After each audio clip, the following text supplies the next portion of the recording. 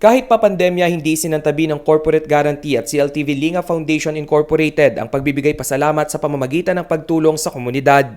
Ngayong taon ng Dolores Riverside Urban Poor Association sa Mabalacat City ang pinaabutan ng kaunting pinansyal na regalo. Mayroong 150 miyembro ang nasabing organisasyon.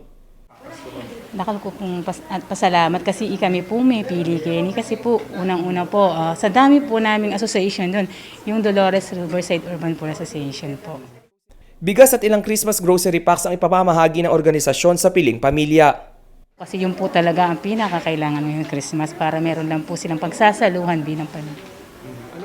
Ayon sa pamunuan ng Corporate Guarantee, ang pagbibigay ng tulong sa ating mga karehiyon ay pagpapakita ng pasasalamat sa kanilang naging ambag sa sektor ng pamumuhunan.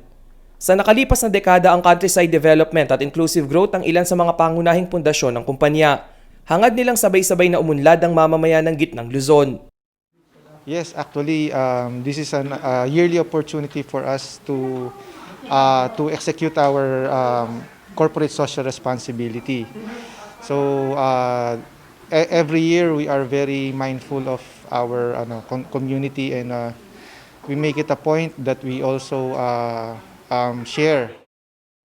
Layo naman ng CLTV Linga Foundation Incorporated na mas mapalawig ang pagtulong sa mas maraming sektor. Kahit na sa munting handog ay nais nilang maipadama ang diwa ng Kapaskuhan sa ating mga kababayang salat sa buhay. Gusto namin ipaabot sa inyo ang aming pagbati na maligayang Pasko.